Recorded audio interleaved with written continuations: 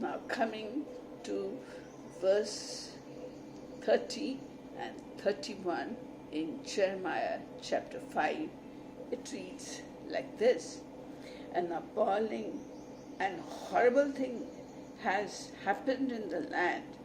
The prophets prophesy falsely, and the priests rule on their own authority, and my people love it so. But what will you do at the end of it? So in Jeremiah's day, there were false prophets whom the kings were favoring and accepting. But poor Jeremiah, he was tortured, he was punished for speaking God's truth. Therefore, he's called the weeping prophet also, because he was suffering all the time. Now today also we find that there are many so-called prophets. They call themselves prophets of God. They come from various places to Hyderabad, and they had meetings in which they charge 2,000, 3,000 rupees to come into that meeting, and their purpose is to make money, and they may be having slight prophetic gift or insight, and they gather people and give them dangle a little carrot in front of them and catch the people in their traps. So the prophets prophesy falsely. So the prophet, so-called prophet, who's out to make money with his prophecies, of course, is on the wrong track. And people run after prophetic word, run after the prophets.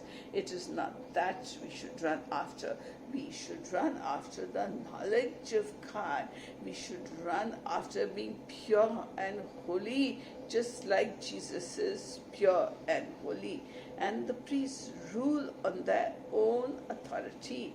So there are many such churches which are independent churches which preach any doctrine, and they gather huge crowds because the crowd is listening to what they want to hear.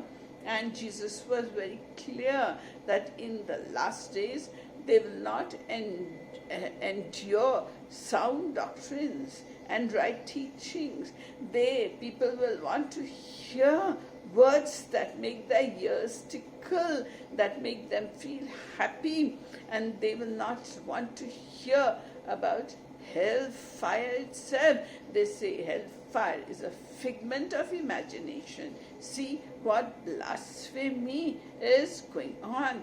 And in certain areas they say there is no sin, there is no punishment, and the people should just satisfy themselves. So such false prophets are teaching people to follow their lower nature and not follow the laws of God or the teachings in the Bible, which say that you must be pure, you must be holy, even as Christ is pure and God is holy.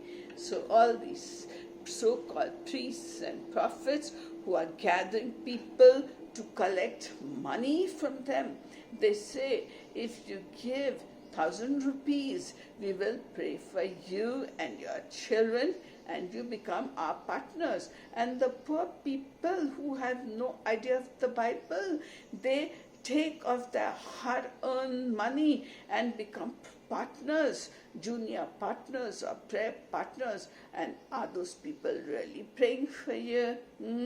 It is not the money that makes an intercessor. An intercessor should be willing to pray for you without asking for money.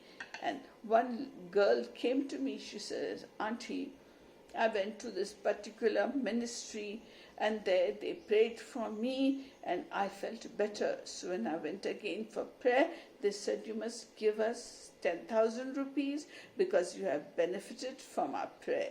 So people are making praying as a business, and this is why Jesus says, not all who say, Lord, Lord to me will enter the kingdom of heaven. Only those who do the will of God, they will enter kingdom of heaven. And these people will say, Lord, Lord, we did so much work for you. And Jesus will say, I do not know who you are, you who practice lawlessness. So we should be very careful and ask the wisdom of God before deciding which church we follow, which doctrine we follow, and how we must follow God.